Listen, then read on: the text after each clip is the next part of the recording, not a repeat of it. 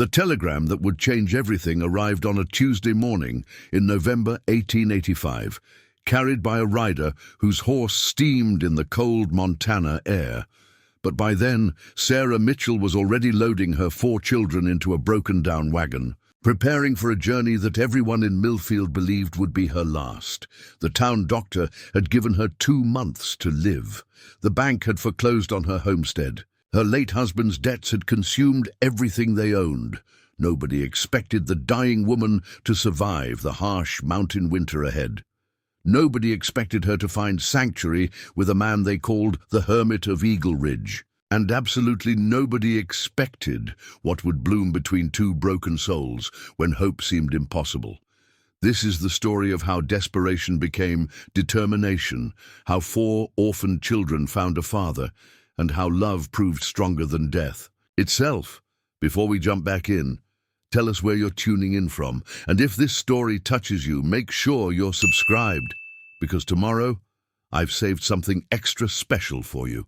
The morning mist clung to the weathered buildings of Milfield, Montana, like a shroud that refused to lift. Sarah Mitchell stood at the window of what had been her home for 8 years, watching her breath fog the glass as she studied the mountain. Peaks in the distance. Snow already crowned those peaks, a reminder that winter was racing toward the valley with merciless speed.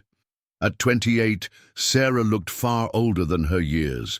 The consumption that ravaged her lungs had stolen the roses from her cheeks and the strength from her frame, leaving behind a woman who seemed translucent in the pale autumn light. Her dark brown hair, once thick and lustrous, now hung limp against her shoulders, and the simple blue dress that had once fit her perfectly now draped loosely over her diminished form. "Mama, are we really leaving today?" The voice belonged to 10-year-old Emma, her eldest daughter, who possessed the kind of serious demeanor that develops in children forced to grow up too quickly. Emma had inherited her father's steady gray eyes and her mother's stubborn chin, a combination that served her well as the unofficial caretaker of her 3 younger siblings. Sarah turned from the window, forcing a smile that she hoped appeared more confident than she felt. "Yes, sweetheart. Mr. Jameson from the bank will be here this afternoon to take possession of the house." 8-year-old Benjamin looked up from where he sat on the floor, whittling a piece of wood with the pocket knife his father had given him before the mine accident. Ben was small for his age, but possessed an intelligence that often surprised adults. His sandy hair fell across his forehead as he worked, and his green eyes, so like Sarah's own, held a gravity that broke her heart.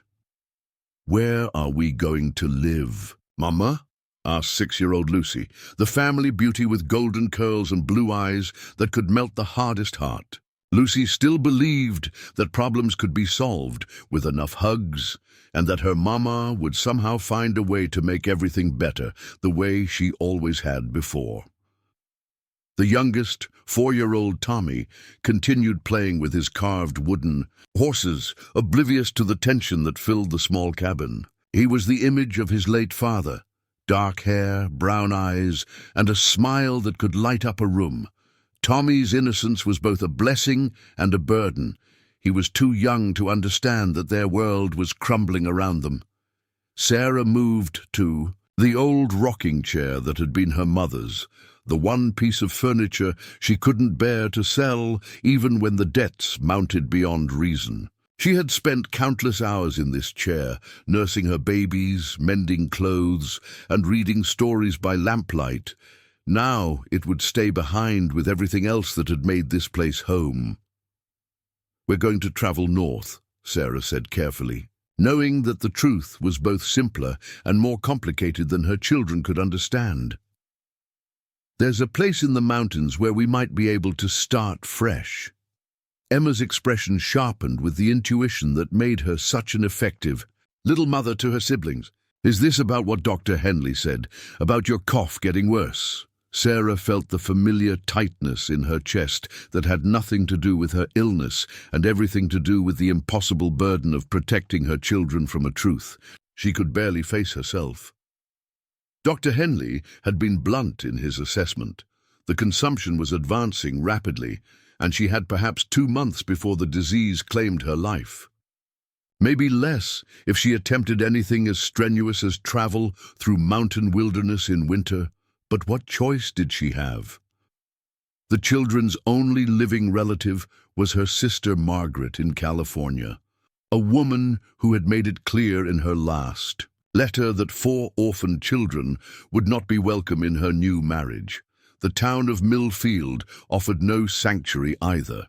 The mine closure had left most families struggling to feed their own children, let alone take in 4 more mouths. "Dr. Henley worries too much," Sarah said, the lie sitting bitter on her tongue. "But yes, the cold mountain air might help my cough, and there are opportunities up north for families willing to work hard." She didn't mention that the opportunity consisted of a hastily written response to a newspaper advertisement she had placed in desperation. The reply had come from someone named Jack Sullivan, who owned a ranch in the remote Eagle Ridge area. His letter had been brief and formal, offering employment as a cook and housekeeper in exchange for room and board for her and her children. He had specifically noted that he was accustomed to solitude and would require minimal interaction beyond professional duties. The arrangement was far from ideal, but it was the only response she had received to dozens of letters and inquiries. More importantly, it would keep her children together and give them shelter through the brutal Montana winter that was already sending fingers of frost across the valley each night. "When will we come back?" Lucy asked, climbing onto Sarah's lap with the unquestioning trust of a child who had never known a world without her mother's protection. Sarah smoothed her daughter's golden curls, breathing in the sweet scent of childhood that clung to Lucy's skin. How could she explain that there would be no coming back? That this journey was a desperate attempt to find her children a home before her failing body could no longer sustain the fight? "I don't know, sweetheart," Sarah answered honestly. "We'll have to see what the future holds." A sharp knock at the doctor interrupted their conversation, and Sarah felt her heart sink as she recognized the authoritative rap of Banker's knuckles. Through the window, she could see Cyrus Jameson's black carriage waiting in the yard, as ominous as a hearse. "Children, please gather your things," Sarah said, lifting Lucy from her lap and moving toward the door with as much dignity as her weakened state would allow. "Mr. Jameson is here." Cyrus Jameson was a thin man with pale eyes and the kind of pinched expression that suggested he found life perpetually disappointing. He had been patient with the Mitchell family debts, longer than many banks would have been, partly out of respect for Sarah's late husband, Robert, but mostly because foreclosing on a dying woman and her 4 children would have been bad for business. "In a small town, Mrs. Mitchell," Jameson said, removing his hat as he entered the cabin. His gaze swept over the modest furnishings with the calculating eye of a man accustomed to converting sentiment into dollars. "I trust you're prepared for the transition?" "We are," Sarah replied, her voice steady despite the tremor in her hands. "The children and I will be leaving within the hour." Jameson nodded approvingly. "The bank appreciates your cooperation in this difficult matter. If circumstances were different—" He let the sentence trail off, as if kindness were a luxury he couldn't afford to complete. Emma appeared at Sarah's side, carrying a carpet bag that contained the family's remaining possessions. Behind her, Ben herded Lucy and Tommy toward the door, his young face set with determination that reminded Sarah painfully of his father. "Where will you go?" Jameson asked, and Sarah detected what might have been genuine concern beneath his professional demeanor. "North," Sarah said simply. "We have arrangements." It wasn't entirely a lie. She did have an arrangement with Jack Sullivan, though calling it arrangements suggested a level of security that didn't exist. The man was a stranger who had offered work to a woman he had never met, and she was bringing 4 children to a remote ranch where medical help would be days away when her condition inevitably worsened. As they loaded their few belongings into the rickety wagon Sarah had managed to purchase with the last of her husband's insurance money, neighbors began to emerge from their homes. Some came to offer genuine farewells and small gifts for the journey. A jar of preserves from Mrs. Henderson, a warm scarf from elderly Mr. Peterson, coins pressed into Emma's palm by the sympathetic Mrs. Davis. Others came to satisfy their curiosity about the spectacle of a dying woman setting out for the wilderness with 4 young children. Sarah could feel their stares and hear their whispered conversations, but she held her head high as she helped. Lucy and Tommy climbed into the wagon bed that Ben had lined with quilts and hay. "Mrs. Mitchell," called Dr. Henley, hurrying across the street from his office. The elderly physician had attended Robert's final hours after the mine accident and had delivered the devastating diagnosis about Sarah's own condition just 3 weeks earlier. "Doctor," Sarah acknowledged, accepting the small leather bag he pressed into her hands. "Laudanum for the pain," he said quietly, his voice pitched low enough that the children wouldn't hear. "And some other medicines that might help with the cough. Mrs. Mitchell, I must urge you to reconsider this journey. The stress of travel, the cold mountain air, the isolation, these factors could accelerate your condition significantly." Sarah met his concerned gaze with the calm resolve of a woman who had already weighed every option and found them all wanting. "What would you have me do, Doctor? Stay here and let my children watch me die in poverty? Allow them to be separated and sent to strangers when I'm gone?" Dr. Henley's weathered face creased with understanding and helpless frustration. He had practiced medicine on the frontier long enough to know that sometimes there were no good choices, only necessary ones. "If you're determined to go," he said finally, "please remember that rest is essential. Don't push yourself beyond your limits, and if the symptoms worsen—" "I understand," Sarah interrupted gently. "Thank you for everything you've done for our family." As the morning progressed toward noon, Sarah completed the final preparations for their departure. The wagon was loaded with their clothes, a few treasured books, Robert's tools, and enough food to sustain them for the 3-day journey to Eagle Ridge. She had sold everything else of value to pay down the debts, though it hadn't been nearly enough to satisfy the creditors. Emma sat beside her on the wagon seat, trying to look older than her 10 years as she assumed the role of assistant mother. Ben rode in the back with Lucy and Tommy, entertaining them with stories and keeping them warm beneath the heavy quilts.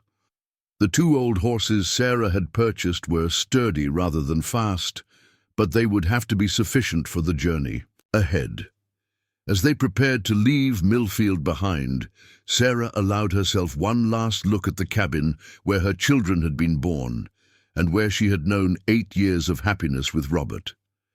The little house already looked abandoned, its windows dark and unwelcoming, without the warmth of family life. "Mama," Emma said softly, "are you scared?" The question hung in the crisp air between them, and Sarah considered her response carefully. She could offer false reassurance, pretend that everything would work out perfectly, but Emma was old enough to recognize lies. Instead, she chose the truth, tempered with hope. "Yes, sweetheart, I am scared," Sarah admitted, "but I'm also hopeful. Sometimes the scariest journeys lead to the most wonderful destinations." As they rolled out of Milfield, past the closed mine that had claimed Robert's life and the small cemetery where he rested beneath a simple wooden cross, Sarah felt the weight of uncertainty pressing down on her weakened frame. She was taking her children into the unknown, toward a man who might be kind or cruel, toward a future that remained shrouded in mountain mist and winter's promise. Behind them, the town that had been their home grew smaller until it disappeared, entirely swallowed by the rolling hills and autumn landscape. Ahead lay the mountains, beautiful and terrible in their snow-capped majesty, holding secrets that would determine whether the Mitchell family found salvation or tragedy in the wilderness. The wagon wheels creaked steadily as they climbed them, winding road that led north toward Eagle Ridge, carrying a dying woman and her 4 children toward a destiny none of them could imagine. In her heart, Sarah carried a prayer as simple as it was desperate. Let her live long enough to see her children safe. She had no way of knowing that the man waiting for them in those distant mountains would change everything she thought she knew about love, family, and the possibility of miracles born from desperation. Preparing and narrating this story took us a lot of time, so if you are enjoying it, subscribe to our channel. It means a lot to us. Now back to the story. The first day of travel tested every assumption Sarah had made about her remaining strength. By late afternoon, the gentle morning breeze had transformed into a bitter wind that cut through her woolen coat like a blade, sending spasms of coughing that left her gasping and weak. Each jolt of the wagon over the rough mountain road sent pain shooting through her chest, but she gripped the reins tighter and pressed forward, driven by the knowledge that stopping meant failure. "Mama, your hands are shaking," Emma observed, her young voice tight with worry as she watched Sarah struggle to control the horses. "Just the cold, sweetheart," Sarah managed between shallow breaths, though they both knew it was more than that. The laudanum Dr. Henley had given her helped with the pain, but it also made her drowsy at times when she needed to stay alert. Behind them in the wagon bed, Ben had taken charge of keeping his younger siblings warm and entertained. He told elaborate stories about the mountains they were passing, turning each rocky outcrop into a castle and every stream into a magical river. Lucy and Tommy listened with rapt attention, their eyes wide with wonder rather than fear, thanks to their brothers. "Creative narration. Look there," Ben said, pointing to a distant peak shrouded in clouds. "That's where the cloud giants live. They're the ones who decide when it snows, and right now they're having a meeting about whether to let us pass safely." "Will they let us?" Lucy asked, snuggling closer to Tommy under their shared quilt. "Of course they will," Ben replied with the confidence of youth. Cloud giants always help families on important journeys. Sarah felt a surge of pride mixed with heartbreak as she listened to her son's efforts to comfort his siblings. At 8 years old, Ben was already showing the kind of character that would serve him well in life, if she could manage to keep him alive long enough to reach it. The road they traveled was barely more than a worn trail marked by wagon ruts and the occasional pile of stones left by previous travelers to indicate the safest route through the treacherous mountain passes. Other traffic was sparse. They encountered only a lone fur trapper heading south with his pack mules and a family of settlers whose wagon had broken down near a stream crossing. "Need any help?" the settler called out as Sarah's wagon approached their stranded vehicle. He was a middle-aged man with kind eyes and work-worn hands, traveling with his wife and teenage son. Sarah pulled her horses to a stop, grateful for the excuse to rest even briefly. "We're managing, thank you. Can we assist you with your repairs?" The man's wife approached the wagon, her maternal instincts immediately activated by the sight of 4 children and their obviously unwell mother. "Mercy, honey, you look like you could use some hot coffee and a warm meal. We've got a fire going and plenty of food." "That's very kind, but we need to make distance before dark," Sarah replied, though the offer was tempting. Every delay increased the risk that winter weather would trap them in the mountains before they reached Eagle Ridge. "At least take this," the woman insisted, pressing a cloth-wrapped bundle into Emma's hands. "Fresh biscuits and some jerky. Children need proper food when they're traveling." As they continued northward, the landscape gradually transformed from rolling hills dotted with farms to true wilderness. Pine forests stretched endlessly on both sides of the trail, broken only by granite cliffs and rushing streams that spoke of snowmelt from higher elevations. The air grew thinner and colder with each mile, and Sarah found herself fighting to suppress the coughing fits that seemed to worsen as the day progressed. By evening, they had traveled perhaps 20 miles. From Milfield, Not as far as Sarah had hoped, but respectable progress given the difficult terrain and her deteriorating condition. She guided the wagon to a sheltered spot beside a creek where other travelers had obviously camped before, evidenced by the ring of stones that marked an established fire pit. "Ben, can you help me gather firewood?" Emma asked, already taking charge of the evening preparations with the efficiency of a seasoned traveler. "I want to help too," Lucy announced, climbing down from the wagon, despite her mother's protests. "Stay close to your sister," Sarah cautioned, her voice hoarse from the day's exertions, "and don't wander toward the creek alone." As her children busied themselves with camp preparations, Sarah allowed herself to slump against the wagon wheel, finally acknowledging the exhaustion that had been building throughout the day. Her chest felt tight and congested, and she could taste the metallic tang of blood when she coughed. Dr. Henley's warnings about the stress of travel echoed in her mind, but she pushed them away. There was no alternative now but to continue forward. "Mama, I found some good dry branches," Tommy announced proudly, dragging a piece of dead wood nearly as large as himself toward the fire pit. "Well done, my brave boy," Sarah managed, summoning a smile for her youngest child. Tommy's resilience amazed her. He treated their journey as a grand adventure rather than a desperate flight from circumstances beyond their control. Emma proved remarkably capable at building a fire, using skills she had learned from watching her father during their family camping trips in happier times. Soon flames were crackling cheerfully in the stone circle, casting dancing shadows on the surrounding pine trees and providing welcome warmth as the mountain temperature dropped with the setting sun. Their dinner consisted of hard bread, cheese, and the jerky the kind settler woman had given them, supplemented by water from the creek that Ben had carefully boiled over the fire. It was simple fare, but it felt like a feast when shared around the campfire, with her children's faces glowing in the firelight. "Tell us about the man we're going to meet," Lucy requested as they settled into their bedrolls, arranged in a circle around the dying coals. Sarah had been dreading this question, partly because she knew so little about Jack Sullivan and partly because she feared raising expectations that might prove impossible to fulfill. His letter had been brief and businesslike, offering employment without revealing anything about his character or circumstances. "His name is Mr. Sullivan," Sarah began carefully. "He owns a large ranch near Eagle Ridge, and he needs someone to help with cooking and keeping house.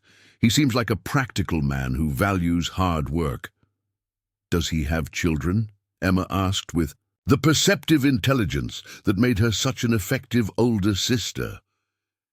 "The letter didn't mention a family," Sarah replied truthfully. "But many ranchers live alone, especially in remote areas where neighbors are scarce."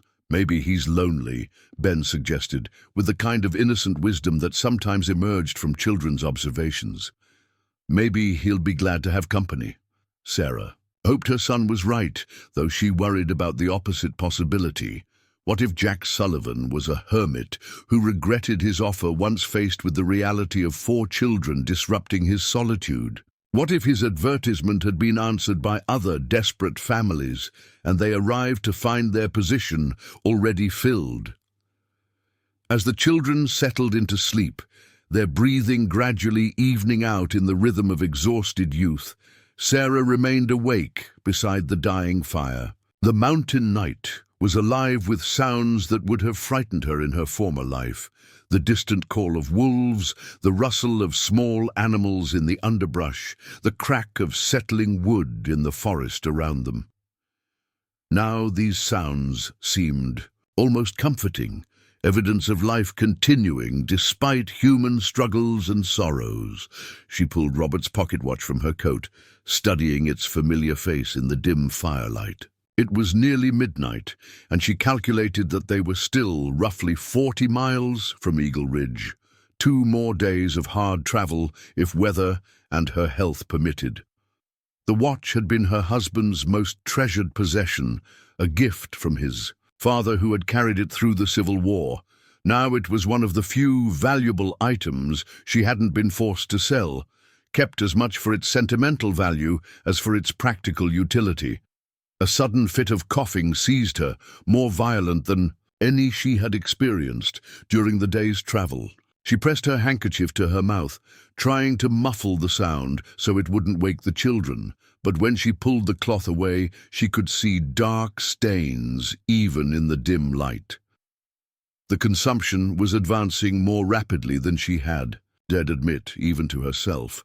The second day dawned grey and threatening, with low clouds obscuring the mountain peaks and a sharp wind that promised snow before evening. Sarah woke feeling weaker than she had the previous morning, her chest tight and her breathing laboured even before the exertions of travel began.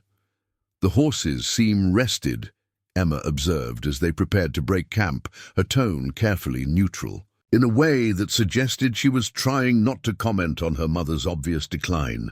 "Good," Sarah replied, forcing herself to stand and begin the process of harnessing the animals. "We'll need their strength today. The trail gets steeper as we climb higher into the mountains." The morning's travel proved even more challenging than Sarah had anticipated. The road wound upward through a series of switchbacks that tested both the horse's endurance and her own ability to remain conscious through increasingly frequent coughing spells. Several times she had to stop the wagon and let Emma take the reins while she recovered her composure. "There's a town ahead," Ben announced around midday, pointing to a cluster of buildings visible in a valley below their current position. "Maybe we could stop for supplies or rest for a few hours." The settlement was called Pine Creek, according to a weathered sign at its edge, and it consisted of perhaps 24 buildings clustered around a main street that doubled as part of the mountain trail. Sarah guided their wagon toward what appeared to be a general store, hoping to replenish their food supplies and perhaps gather information about the road conditions ahead. The store owner, a grizzled man named Hodgins, proved helpful but discouraging. When Sarah inquired about the route to Eagle Ridge, "That's rough country you're heading into, Mom," he said, studying her pale complexion with obvious concern. "Especially this time of year. Snow's been falling up high for the past week, and it'll be down here soon enough. Most folks with sense are heading south for the winter, not north." "We have obligations in the Eagle Ridge area," Sarah replied, unwilling to explain the desperate circumstances that drove their journey. "Well, if you're determined to go, better stock up on provisions here. Next settlement's a full day's travel, and after that it's wilderness until you reach the Sullivan place." Sarah's heart quickened at the mention of their destination. "You know Mr. Sullivan?" Hodgins nodded, his expression growing thoughtful. "Jack Sullivan's a good man, though he keeps to himself mostly. Lost his wife and baby about 5 years back. Terrible. Tragedy that was. Been living alone up there ever since, running cattle and horses. Surprised to hear he's looking for household help, to be honest. Man's been a hermit since his losses." The news about Sullivan's tragic past cast their journey in a different light. Sarah had assumed they were traveling toward a simple business arrangement, but now she understood they might be encountering someone whose grief rivaled her own. The thought was both comforting and concerning. Would a man still mourning his own family be sympathetic to her circumstances, or would the presence of children only remind him of his losses? As they prepared to leave Pine Creek, Hodgins approached, their wagon with a bundle wrapped in oilcloth. "Extra blankets and some medicine," he explained gruffly. "Winter comes fast in these mountains, and you'll need all the warmth you can get. No charge. Consider it an investment in seeing those children safely to their destination." The kindness of strangers continued to amaze Sarah, especially when contrasted with the cold practicality that had driven them from Milfield. Perhaps desperation brought out both the best and worst in human nature, and she had simply been fortunate to encounter more of the former than the latter.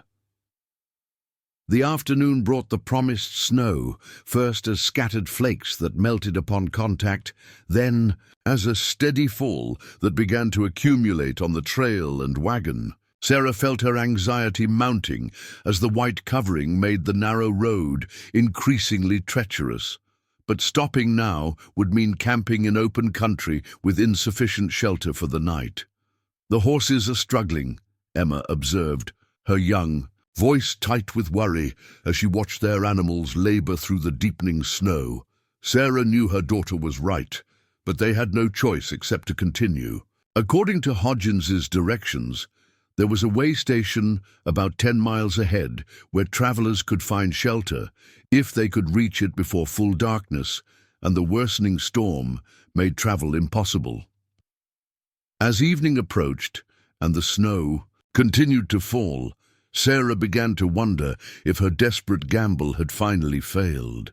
The consumption seemed to worsen with each hour of cold and stress, and she could feel her strength ebbing like water flowing from a cracked vessel. If they became stranded in the mountains, her children would likely perish alongside her, victims of their mother's impossible dreams. But just as despair threatened to overwhelm her remaining resolve, Ben's excited voice cut through the storm. "Mama, there's a light ahead. I can see buildings." Through the swirling snow, Sarah could make out the warm glow of windows and the reassuring bulk of structures built to withstand mountain weather. They had reached the way station, and with it, the possibility of surviving another night on their journey toward an uncertain but hopeful future. The way station proved to be a blessing wrapped in rough-hewn logs and weathered shingles, built into a natural shelter between two towering pine trees. The structure had clearly been designed by someone who understood mountain winters and the needs of desperate travelers. Warm light spilled from frost-covered windows, and smoke rose steadily from a stone chimney that promised heat and the possibility of hot food.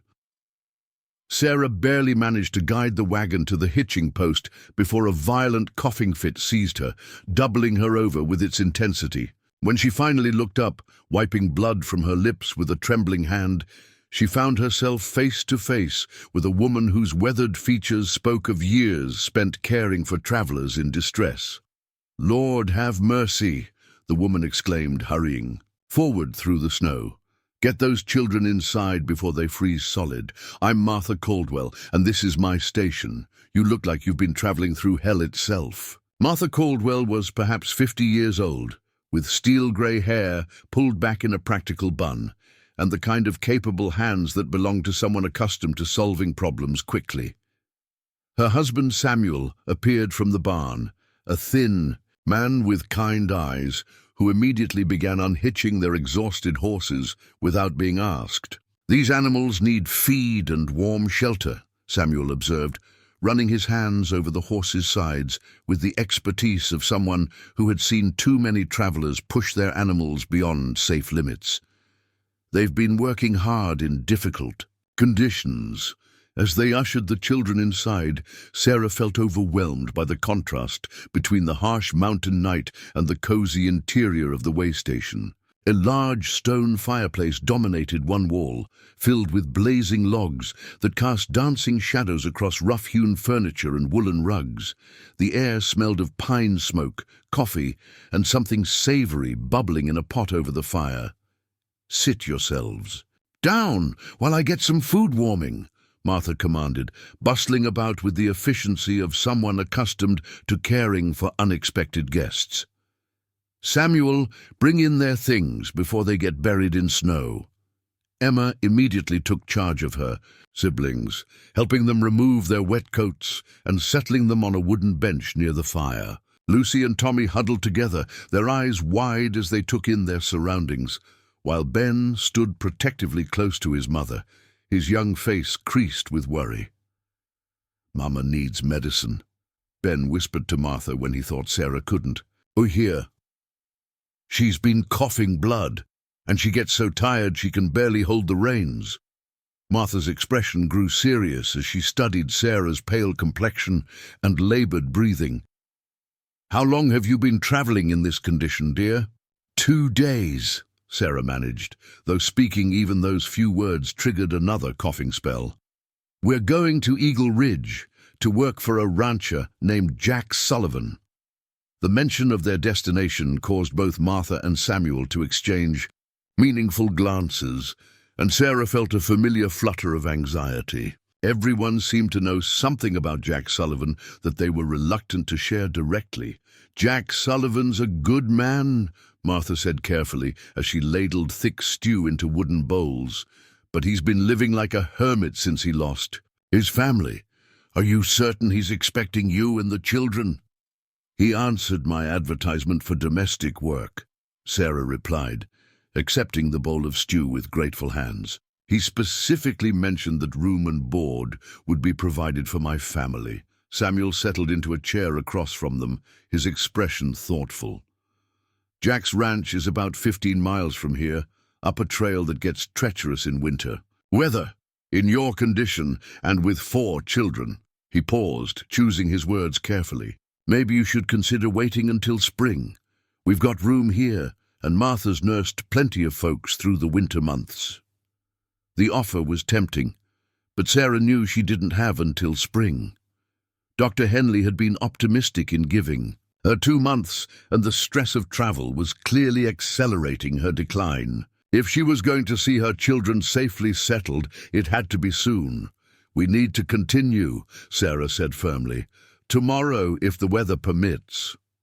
"Mama," Emma said quietly, setting down her spoon to study her mother's face. "Maybe Mr. Caldwell is right. You're getting sicker and the children need a permanent home," Sarah interrupted, her voice carrying an edge of desperation that silenced further argument.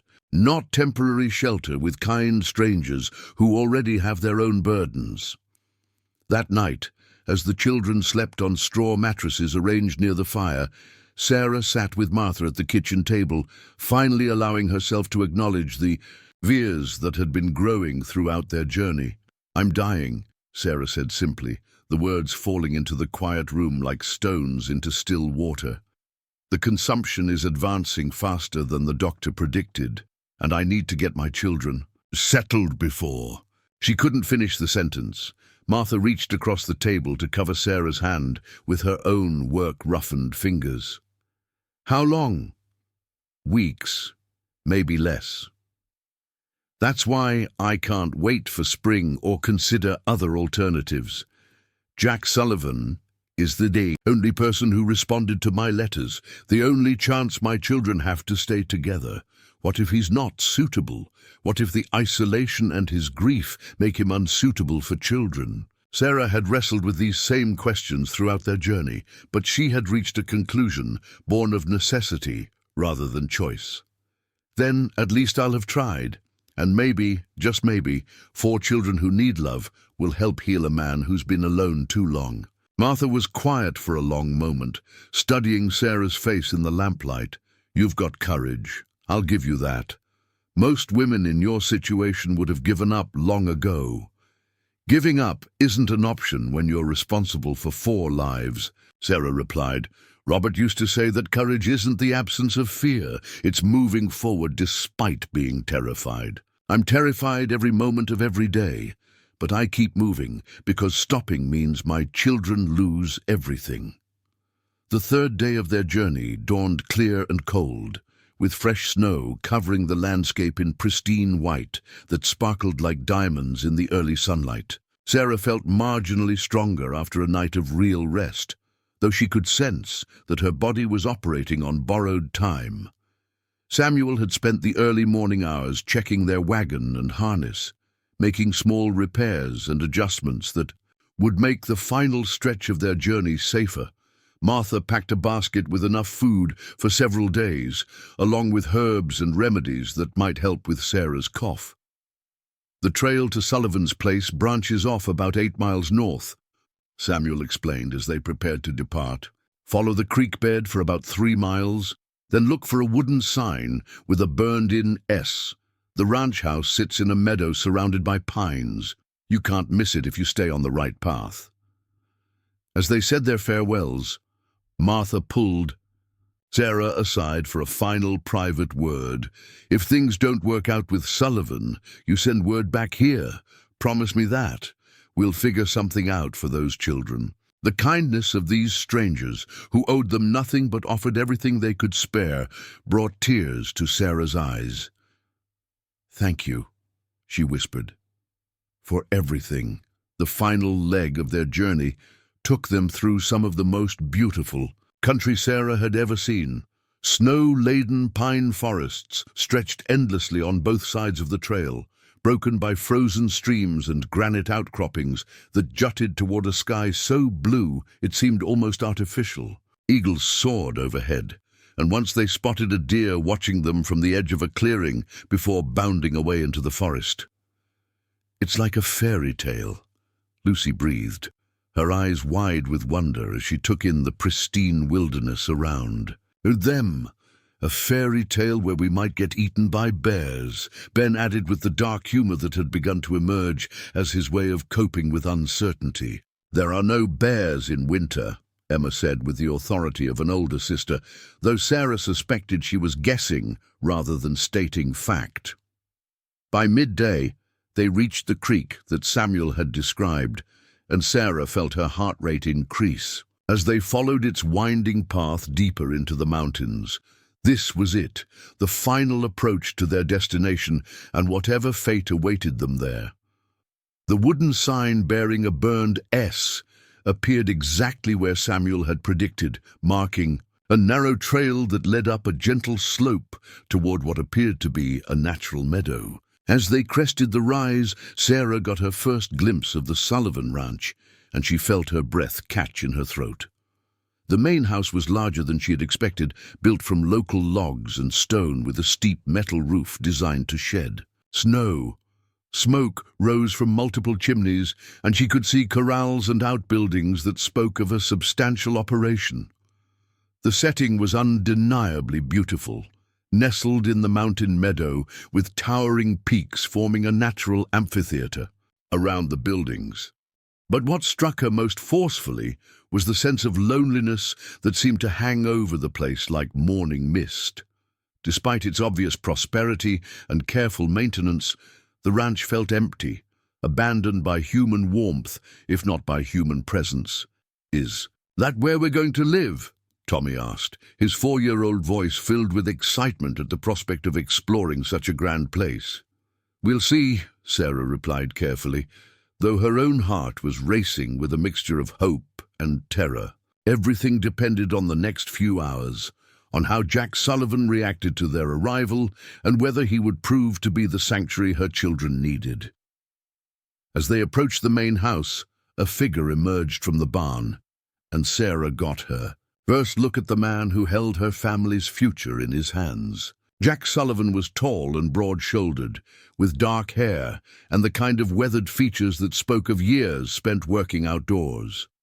Even from a distance, she could sense a wariness in his posture, as if he were accustomed to expecting disappointment rather than pleasant surprises. He stood motionless, watching their approach, and Sarah wondered what he was thinking as he saw not just the woman he had agreed to hire, but 4 children and a wagon full of belongings that suggested permanence rather than temporary employment. The moment of truth had arrived. In the next few minutes, Sarah would discover whether her desperate gamble had led them to salvation, or simply to a more remote location for failure and heartbreak. She pulled the wagon to a stop in front of the house, straightened her shoulders, despite the pain in her chest, and prepared to meet the man who would determine whether her children had a future or whether they would all perish together in the beautiful, unforgiving wilderness of Eagle Ridge. Jack Sullivan stood frozen beside his barn, a pitchfork forgotten in his hands as he watched the approaching wagon with a mixture of disbelief and growing alarm. When he had responded to the advertisement for household help, he had envisioned a sturdy frontier woman, perhaps a widow accustomed to hard work and sparse conversation. He had certainly not expected a pale, obviously ill woman, accompanied by 4 children, whose ages ranged from barely walking to nearly grown. At 35, Jack had spent the last 5 years perfecting the art of solitude. After losing his wife, Catherine and their newborn son to complications during childbirth, he had retreated into himself and his work, finding solace in the predictable rhythms of ranch life and the company of animals that demanded nothing more than food, water, and basic care. The thought of children's voices echoing through his house again, of small hands touching Catherine's things, of laughter where there had been only silence. It threatened to resurrect grief he had worked so hard to bury. But as the wagon drew closer, Jack found himself studying the woman who held the reins with obvious difficulty. Even from a distance, he could see the determined set of her shoulders, the careful way she positioned herself to hide her weakness from the children behind her. There was something in her bearing that spoke of desperation held in check by sheer force of will, and despite his reservations, Jack felt a familiar stirring of the protective instincts that had once made him a devoted husband and expectant father. Sarah brought the wagon to a halt near the front porch of the main house, her hands trembling slightly as she set the brake. The journey from the way station had taken longer than expected, and she could feel exhaustion settling into her bones like winter cold. But she forced herself to sit straight and arrange her features into what she hoped was a confident expression as the tall rancher approached their wagon. "Mrs. Mitchell," Jack's voice was deeper than she had expected, with a slight roughness that suggested he didn't use it often for extended conversation. His eyes were brown, she noticed, with lines around them that spoke of years spent squinting into sun and wind. There was wariness in his expression, but also curiosity as he took in the sight of her 4 children. "Mr. Sullivan," Sarah replied, climbing down from the wagon seat with Emma's steadying hand on her arm. "Thank you for agreeing to see us. I hope our arrival isn't too inconvenient." Jack's gaze moved from Sarah to the children, who were watching him with the mixture of shyness and curiosity that children displayed when meeting important strangers. Emma stood protectively close to her mother, while Ben had positioned himself between his younger siblings and the unknown rancher. Lucy peeked out from behind her brother, her golden curls catching the afternoon sunlight, while Tommy bounced excitedly in the wagon bed, apparently unaware of the tension surrounding their arrival. "Your letter mentioned domestic help," Jack said carefully, his tone neutral but not unwelcoming. "It didn't mention children." Sarah felt her carefully constructed confidence begin to crumble. She had hoped that seeing the children might soften Sullivan's initial reaction, but his expression remained unreadable. "I apologize for the omission. I was afraid that mentioning my family might eliminate the opportunity entirely, and we desperately need..." A violent coughing fit seized her mid-sentence, bending her double with its intensity. When she finally straightened, wiping blood from her lips with a handkerchief, she found Jack studying her with a different kind of attention, the focused concern of someone who recognized serious illness when he saw it. "How long have you been?" "No traveling?" Jack asked, his tone shifting from wariness to something approaching alarm. 3 days, Emma answered, when her mother seemed unable to speak. "Mama's been sick, but she says the mountain air will help her breathing." Jack's expression darkened as he processed this information. Even someone with limited medical knowledge could see that Sarah Mitchell was seriously ill, far too sick to have undertaken such a journey unless driven by desperate circumstances. The realization hit him like a physical blow. This woman hadn't come seeking employment so much as sanctuary for her children before she died. "Perhaps we should continue this conversation inside," Jack said finally, his voice carefully controlled. "It's getting cold, and you all look like you could use some warming up." As they gathered their belongings and moved toward the house, Sarah felt a mixture of relief and apprehension. Sullivan hadn't immediately turned them away, but she could sense his reservations about their unexpected family arrangement. Everything depended on the next few hours, on whether she could convince this grieving hermit that taking in her children would benefit rather than burden him. The interior of the Sullivan house revealed more about its owner than his guarded expression had conveyed. The main room was spacious and well furnished, but it possessed the sterile feeling of a place where no one truly lived, only existed. The furniture was good quality, but arranged with mathematical precision, as if human comfort was less important than perfect order.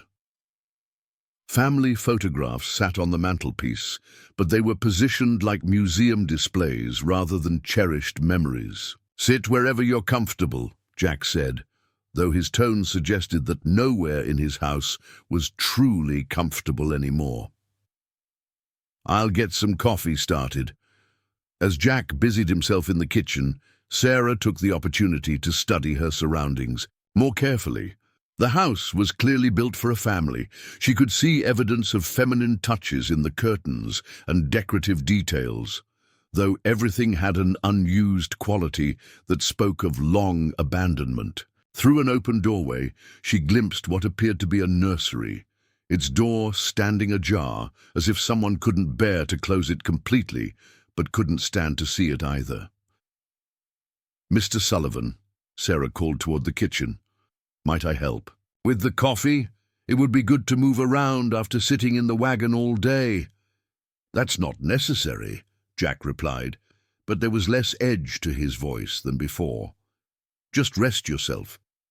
Emma had taken charge of her siblings, settling them on the sofa and quietly reminding them to behave properly in their host's house. Ben sat with his arms around Lucy and Tommy, his young face serious as he seemed to sense the importance of making a good impression.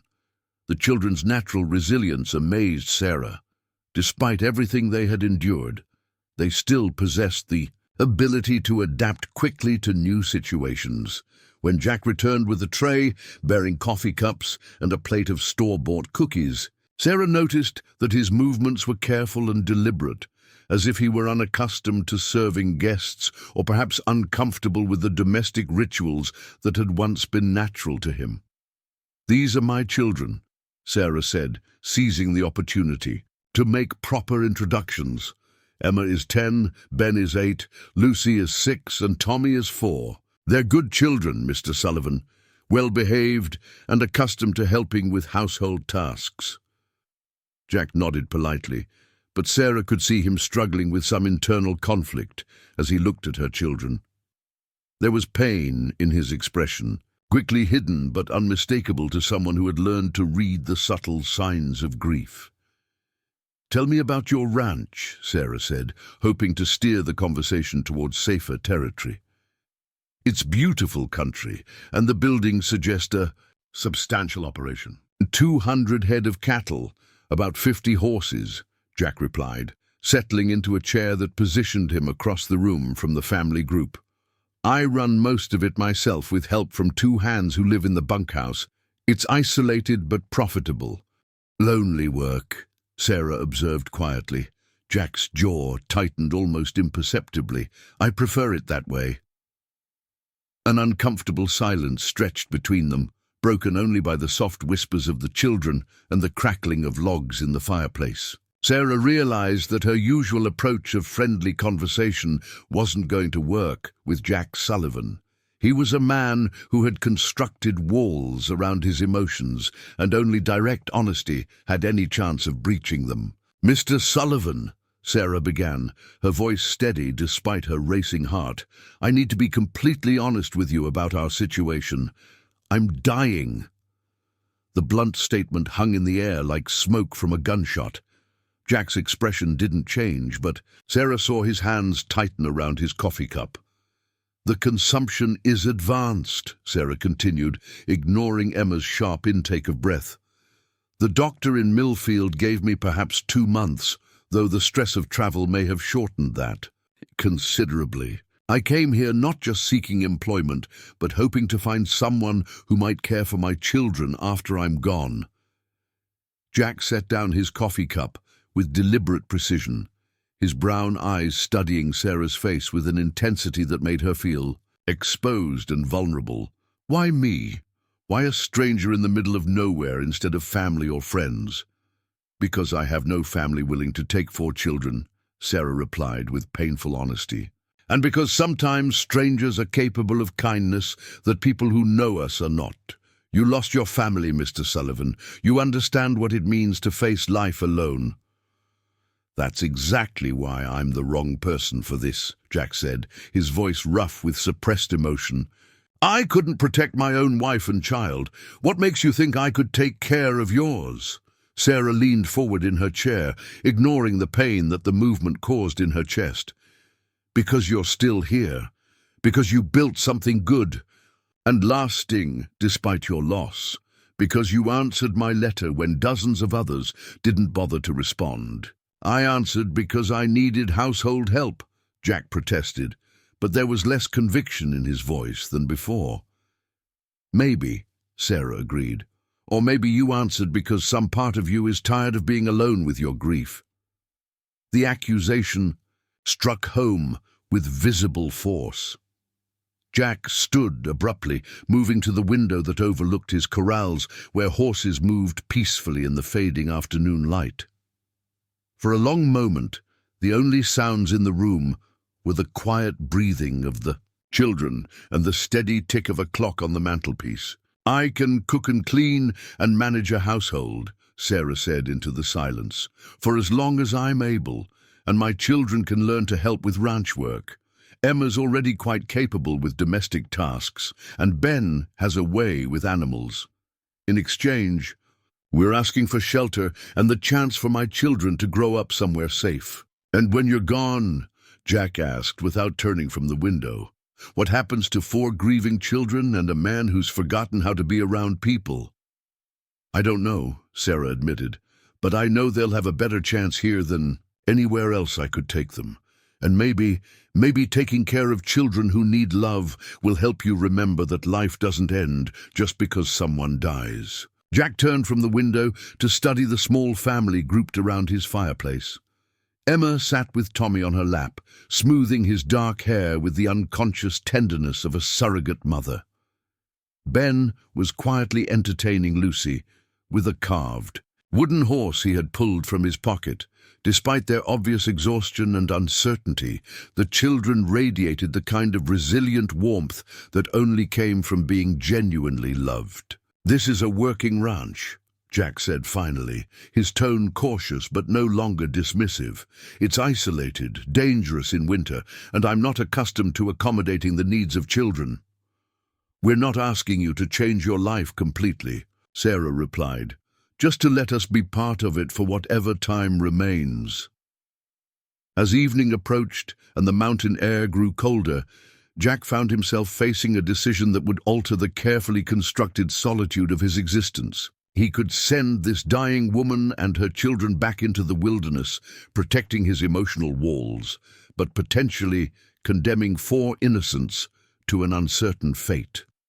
Or he could open his home and his guarded heart to the possibility that healing might come from helping others heal.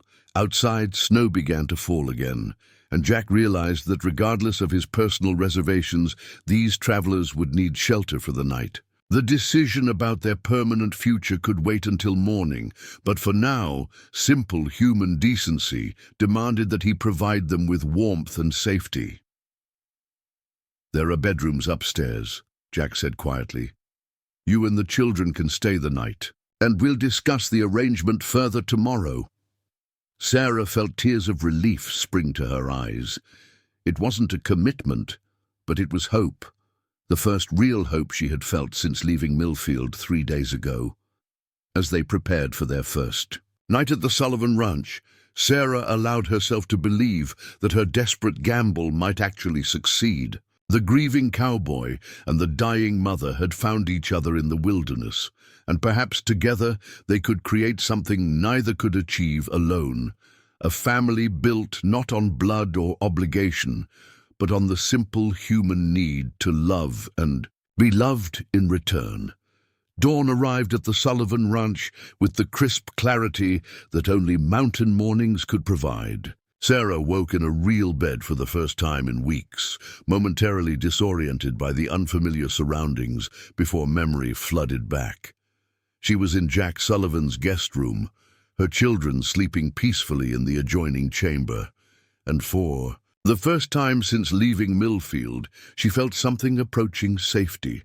The coughing fit that seized her upon waking was worse than usual, leaving her gasping and weak as she struggled to muffle the sound with her pillow. When she finally caught her breath, she tasted the metallic tang of blood and realized that her condition was deteriorating faster than even Dr. Henley had predicted. The stress of travel, the cold mountain air, and the constant worry about her children's future were taking their toll with ruthless efficiency. Through the window, she could see Jack moving between the barn and corrals, already deep into his morning routine despite the early hour. His movements were purposeful and solitary, those of a man accustomed to working alone and preferring it that way. Sarah wondered if their presence felt like an invasion to him, disrupting the carefully ordered silence he had cultivated since his wife's death. A soft knock at her door interrupted her brooding thoughts. "Mama," Emma's voice was barely above a whisper. "Are you awake?" "Come in, sweetheart," Sarah called, hastily hiding the blood-stained handkerchief beneath her pillow. Emma entered carrying Tommy, who was still rubbing sleep from his dark eyes. Behind her came Ben and Lucy, all four children instinctively staying close together in this unfamiliar environment. "Mr. Sullivan is feeding the horses," Ben reported with the matter-of-fact tone he used when delivering important intelligence. "I saw him from the window. Should we go help him?" "Let's get properly dressed first," Sarah replied, though the question of their role in Jack's daily routine remained unanswered. They were guests, employees, refugees, or some combination of all three, and the boundaries of their relationship with their reluctant host had yet to be defined. As they made their way downstairs, Sarah was struck again by the house's strange quality of feeling both lived in and abandoned.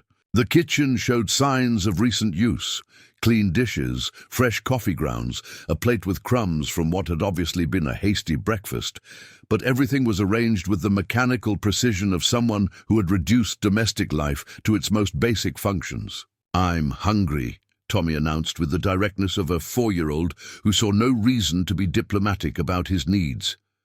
"Hush," Emma scolded gently. "We need to ask permission before we take anything that isn't ours." The exchange highlighted the delicate position they found themselves in, no longer truly guests, but not yet family, existing in an undefined space that made every action potentially problematic. Sarah began preparing breakfast with the ingredients she found in Jack's well-stocked kitchen, reasoning that cooking was supposed to be part of her employment, even if the terms of that employment remained unclear. She was mixing batter for pancakes when Jack entered through the back door, stamping snow from his boots and unwinding a heavy scarf from around his neck. He paused in the doorway, taking in the domestic scene before him, with an expression that Sarah couldn't quite read. "I hope you don't mind," Sarah said quickly. "I thought I should begin earning my keep." Jack's gaze moved from the cooking preparations to the children who were seated around his kitchen table like they belonged there. "The children shouldn't be wandering around the ranch unsupervised," he said finally. "There are dangers here that city children wouldn't understand." "We're not city children," Ben protested with wounded pride. "Papa taught us about animals and machinery and dangerous things." "Your papa isn't here anymore," Jack replied with a bluntness that made Emma wince. "And this ranch has hazards you haven't encountered before: deep wells, unpredictable livestock, equipment that can crush or cut." Sarah felt her heart sink at Jack's harsh tone, but she recognized it as the reaction of a man trying to maintain emotional distance from children who threatened to breach his carefully constructed defenses. "Of course," Sarah said diplomatically. "The children will stay close to the house unless given permission otherwise. Won't you, children?" 4 solemn nods answered her question, though she could see disappointment in their eyes at having their freedom so quickly curtailed. As they shared breakfast in uncomfortable silence, Sarah became increasingly aware of the tension that her Family's presence created in Jack's ordered world. He ate efficiently and without pleasure, his attention focused somewhere beyond the kitchen walls. The children, usually chatty during meals, seemed to sense his mood and remained subdued. "Mr. Sullivan," Sarah ventured as she refilled his coffee cup, "perhaps you could tell us about our daily routine. What time you prefer meals, which areas of the house need attention, that sort of thing." Jack looked up from his plate with the expression of someone being asked to solve an impossibly complex problem. "I'm not accustomed to managing other people's schedules," he said. "I eat when I'm hungry, sleep when I'm tired, and work when there's work to be done." "Of course," Sarah replied, though his answer provided no practical guidance for integrating her family into his life. "Perhaps we could start with basic housekeeping duties? The laundry, cleaning, meal preparation?" "Do whatever you think needs doing," Jack said with a dismissive wave of his hand. "Just don't interfere with the ranch work or expect me to adjust. My routine's to accommodate domestic concerns." The phrase domestic concerns carried a weight of disdain that made Sarah's cheeks burn with embarrassment. She had hoped that Jack's agreement to let them stay meant he was open to the idea of family life returning to his house, but his attitude suggested he viewed them more as necessary inconveniences than welcome additions. After Jack left for his morning chores, Sarah found herself alone with her children in a house that felt more like a museum than a home. Everything was clean and functional, but devoid of the warmth that came from being truly lived in, rather than merely occupied.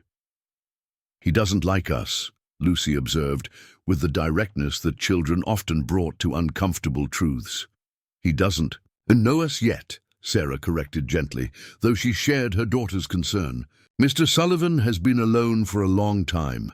It takes time for people to adjust to having others around."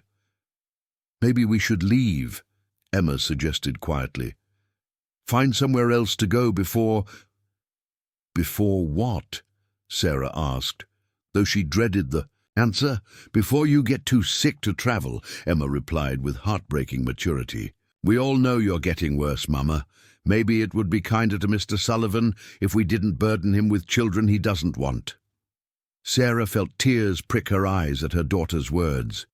At 10 years old, Emma was already shouldering responsibilities that should have belonged to adults, trying to protect everyone around her from the consequences of their desperate situation. "We're not giving up yet," Sarah said firmly. "Mr. Sullivan agreed to let us try this arrangement. We owe it to ourselves and to him to make a genuine effort." As the day progressed, Sarah threw herself into household tasks with an energy born of determination rather than strength. She cleaned rooms that were already spotless, organized closets that showed no signs of disorder, and prepared an elaborate lunch that Jack consumed without comment before returning to his work. The children adapted to their constrained circumstances with the resilience that had carried them through previous hardships. Ben whittled by the fire, creating an entire menagerie of wooden animals. Emma helped with domestic chores while keeping watch over her younger siblings. Lucy drew pictures with paper and pencils she found in Jack's desk, and Tommy played quietly with his collection of carved horses.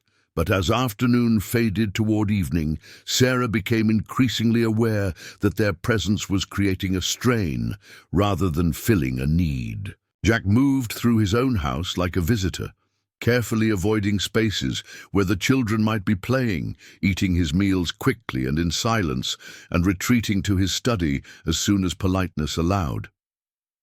The breaking point came during dinner, when Tommy's natural 4-year-old exuberance finally overcame his attempts at good behavior. "Mr. Jack," Tommy announced with the confidence of a child who had never met an adult who didn't find him charming. "Do you want to see my horses? I have 6 different ones, and Ben made them all special names." Jack's fork paused halfway to his mouth, and Sarah saw something flash across his face, pain so raw and immediate that it made her catch her breath. "I don't think Mr. Sullivan is interested in toys right now," Sarah said quickly, but the damage was already done. Jack set down his fork with deliberate precision, his knuckles white as he gripped the edge of the table. "Excuse me," he said in a voice that was barely controlled. "I need to check on the livestock." He left the house without his coat, stepping out into the bitter mountain evening as if the cold were preferable to remaining in the warmth of a kitchen filled with children's voices. "What did I do wrong?" Tommy asked, his lower lip beginning to tremble with the confusion of a child who had tried to be friendly and been rejected. "Nothing, sweetheart," Sarah assured him, pulling him onto her lap, despite the protest from her aching chest. "Nothing at all." But as she held her youngest child and watched Jack's silhouette moving between the outbuildings in the gathering darkness, Sarah realized that their situation was more complex than she had initially understood. Jack Sullivan wasn't just a lonely man who needed company. He was a grieving father who couldn't bear to be reminded of what he had lost. Later that evening, after the children were settled in bed, Sarah waited in the kitchen for Jack's return. When he finally entered the house, his face was red from cold, and his expression was carefully neutral. "Mr. Sullivan," Sarah began, "I think we need to discuss Tommy's behavior at dinner. He meant no offense by offering to show you his toys." Jack poured himself a cup of coffee, with movements that were slightly too controlled, suggesting he was fighting to maintain his composure. Children shouldn't be encouraged to bother adults with their games. "He's 4 years old," Sarah replied gently. "Sharing his treasures is how he shows affection. It wasn't meant as a bother." "I didn't ask for a lesson in child psychology," Jack snapped, then immediately looked as if he regretted his harsh tone. Sarah studied his face in the lamplight, seeing the exhaustion and pain that his gruff exterior was designed to hide. "You had a son," she said quietly. It wasn't a question. Jack's hand tightened around his coffee cup, and for a moment Sarah thought he might refuse to answer. When he finally spoke, his voice was barely above a whisper. "David. He would have been 5 years old this spring." The simple statement carried the weight of a grief so profound that Sarah felt tears spring to her eyes. She understood now why Tommy's innocent offer had affected Jack so powerfully. It wasn't just a reminder of what he had lost, but of all the moments of fatherhood that had been stolen from him. "I'm sorry," Sarah said, meaning it with every fiber of her being. "I'm sorry for your loss, and I'm sorry that our presence here is causing you pain." Jack set down his coffee cup and moved to the window, staring out at the snow-covered landscape as if it might provide answers to questions he couldn't. "Voice, Mrs. Mitchell," he said finally, "I want to help you and your children. I truly do. But I'm not sure I'm the right person for this arrangement. Being around children, it's harder than I anticipated." Sarah felt her carefully constructed hopes beginning to crumble, but she forced herself to remain calm. "What if we modified the arrangement? The children could stay closer to the house, avoid areas where you're working.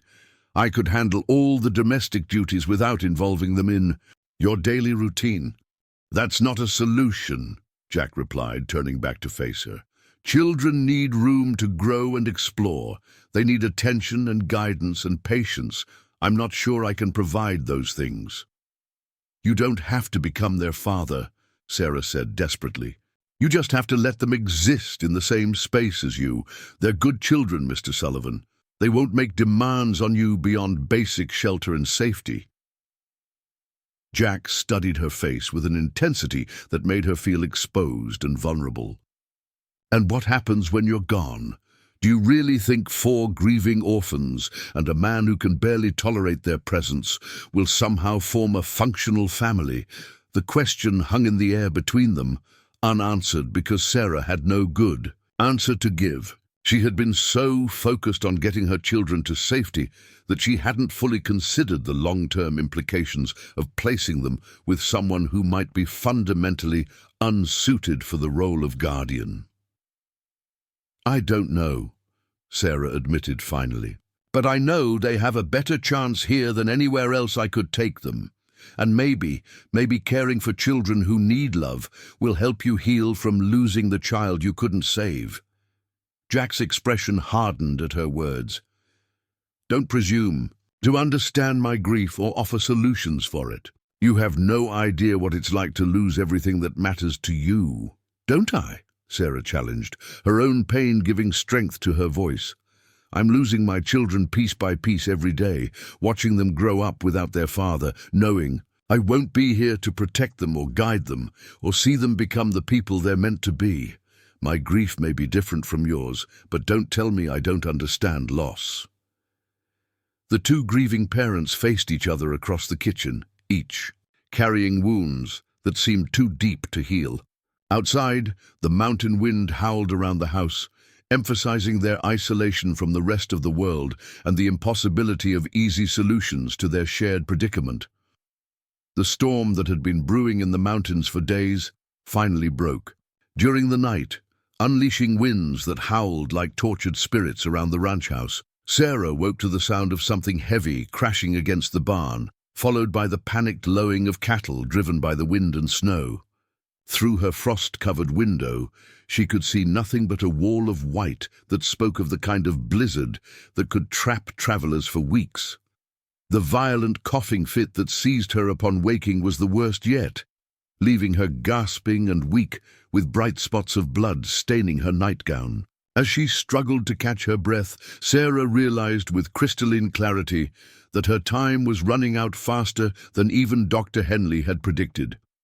The stress of their uncertain situation, combined with the harsh mountain climate, was accelerating her decline with merciless efficiency. Through the thin walls, she could hear Jack moving around downstairs, his boots heavy on the wooden floors as he prepared to face the storm's challenges. Despite their tense conversation the previous evening, Sarah felt a surge of gratitude that her children were safe and warm, while nature unleashed its fury outside. Whatever happened between her and Jack Sullivan, at least her family wouldn't. "Perish in the wilderness, Mama!" Emma's whispered voice came through the darkness, followed by the soft padding of bare feet across the cold floor. "The storm woke us up. Are we safe here?" Sarah forced herself to sit up, ignoring the pain that shot through her chest with the movement. "We're perfectly safe, sweetheart. Mr. Sullivan's house is built to withstand mountain weather, but even..." As she spoke the reassuring words, Sarah could hear the storm testing every board and beam of the structure. The wind found gaps around windows and doors, creating an eerie symphony of whistles and moans that spoke of nature's raw power. A sharp crack from outside made them both jump, followed by the sound of splintering wood. Through the chaos of wind and snow, they could hear Jack shouting orders to someone, though his words were lost in the storm's roar. "Something's wrong," Emma said, her voice tight with the same protective instincts that had kept her family together through every previous crisis. "Mr. Sullivan might need help." Before Sarah could stop her, Emma was pulling on her dress and boots, moving with the determined efficiency of a child who had learned to act quickly in emergencies. Ben appeared in the doorway, already fully dressed, with Lucy and Tommy behind him rubbing sleep from their eyes. "The barn roof is coming off," Ben reported, with the matter-of-fact tone he used for delivering important intelligence. "I saw it from the window. Mr. Sullivan is trying to get the horses out before it collapses." Sarah felt her heart clench with fear, not just for Jack's safety, but for what his injury or death would mean for her children's future. Without him, they would be trapped in an isolated ranch house with a blizzard raging outside and no way to call for help. "Children, you must stay inside," Sarah commanded, struggling to her feet despite the weakness that seemed to grow stronger with each passing hour. "Promise me you won't go outside no matter what happens." "But Mama, what if Mr. Sullivan gets hurt?" Lucy asked, her blue eyes wide with concern for the man who had shown them such reluctant hospitality. "Then we'll help him when he comes back inside," Sarah replied, though she prayed silently that such help wouldn't be necessary. The next hour passed in agonizing suspense as the storm raged with increasing violence. They could hear crashes and shouts from the direction of the barn, but the blowing snow made it impossible to see what was happening. Sarah found herself pacing the kitchen despite her weakness, starting toward the door every time the sounds outside suggested that Jack might be in trouble. "Mama, sit down," Emma commanded with an authority that belonged on someone 3 times her age. "You're making yourself sicker with all that worry." But Sarah couldn't sit still. Not when the man who represented her children's only hope for a future might be struggling alone against forces beyond his control. Despite their difficult relationship, she had recognized something fundamental in Jack Sullivan, a core of decency and strength that had survived even his devastating losses. When the kitchen door finally burst open, it admitted a figure so covered in snow and ice that he was barely recognizable as human. Jack stumbled inside, his face red with cold and his breathing labored from exertion. Behind him came 2 other men, his ranch hands, Sarah realized, both looking equally battered by their battle with the storm. "The barn's lost half its roof," one of the men reported, stamping snow from his boots and pulling off his hat to reveal graying hair plastered to his skull. "Got most of the horses moved to the equipment shed, but we'll need to make repairs as soon as this weather clears." Jack nodded grimly, accepting the coffee that Sarah pressed into his hands without seeming to notice her presence. His attention was focused entirely on the practical challenges of protecting his livestock and property from the storm's destruction. "Tom, you and Pete better stay in the main house tonight," Jack decided. "Bunkhouse roof won't hold if this wind gets any stronger." As the ranch hands settled themselves near the kitchen fire, wrapping their hands around steaming cups of coffee, Sarah became acutely aware of how their small domestic arrangement had suddenly expanded into something far more complex. 6 adults and 4 children were now sharing space in a house that had been designed for solitude, and the tensions that had been building between her family and Jack were about to be tested under the most stressful possible circumstances. "Ma'am," the older ranch hand said, tipping his hat respectfully toward Sarah, "I'm Tom Bradley, and this here's Pete Morrison. We appreciate the hospitality, especially in weather like this." "Of course," Sarah replied, though she wondered if Jack had consulted her opinion before making the decision. "I'll prepare extra bedding and see about expanding our meal preparations." As she busied herself with the domestic logistics of housing unexpected guests, Sarah noticed that the presence of his employees seemed to ease some of Jack's tension around her children. Tom Bradley, in particular, appeared to be a man comfortable with family life, chatting easily with Ben about the storm and complimenting Lucy on the picture she was drawing by lamplight. "That's a fine horse you've drawn there, little miss," Tom said, studying Lucy's artwork with genuine interest. "Looks just like Thunder, one of Mr. Sullivan's best mares." Lucy beamed at the praise, and Sarah saw Jack glance over with an expression that might have been surprised at seeing one of his animals rendered so accurately by a 6-year-old artist. "She's always been good with drawing," Emma explained proudly. "Papa used to say she could capture the soul of anything she put on paper." The mention of their father created one of those moments of heavy silence that seemed to follow any reference to loss or grief. But instead of the painful withdrawal that such comments usually triggered in Jack, Sarah noticed him studying Lucy's drawing with what appeared to be genuine curiosity. "Your father was right," Jack said quietly, and Sarah felt her heart skip at this first direct acknowledgement of her children's talents. That's real skill for someone so young. As evening deepened and the storm continued its assault on the ranch, the expanded household settled into an uneasy but functional routine. Tom and Pete shared stories of previous blizzards and the various disasters they had weathered on frontier ranches, while Sarah prepared a substantial dinner from Jack's well-stocked pantry. The children, freed from the constraint of tiptoeing, Around Jack's sensitivities by the presence of more gregarious adults began to display their natural personalities more openly. Ben demonstrated his whittling skills to an appreciative Pete, while Tommy attached himself to Tom with the instant devotion that 4-year-olds could bestow on adults who showed them attention. "Mr. Tom," Tommy announced as they gathered around, "the kitchen table for dinner. Do you want to see my horses? Ben made them for me, and they all have names and stories." Sarah held her breath, remembering how the same offer had triggered Jack's painful withdrawal the previous evening. But Tom Bradley responded with the easy warmth of a man who understood children. "I'd be honored to meet your horses, son." Tom replied seriously. Any friend of Ben's craftsmanship must be pretty special. As Tommy launched into elaborate descriptions of his wooden menagerie, Sarah noticed Jack watching the interaction with an expression she couldn't quite interpret. There was pain there, certainly, but also something that might have been longing, as if he were remembering what it felt like to enjoy a child's innocent enthusiasm. The meal passed more pleasantly than any since their arrival, with Tom and Pete's easy conversation filling the silences that had made previous dinners so uncomfortable. The ranch hands treated the children as natural parts of the household, asking about their journey and their plans with the kind of genuine interest that made them bloom with confidence.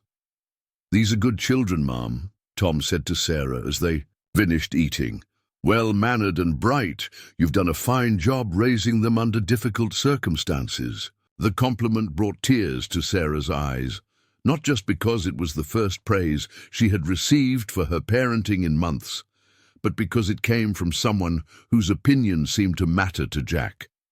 She could see her host processing Tom's words, perhaps reconsidering his own assessment of her family's worth, but the pleasant interlude was shattered when Sarah was seized by the most violent coughing fit yet, one that left her gasping and choking as blood stained her lips and the front of her dress.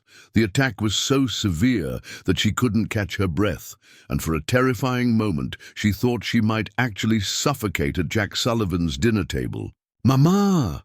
Emma cried, jumping from her chair to support her mother's swaying form.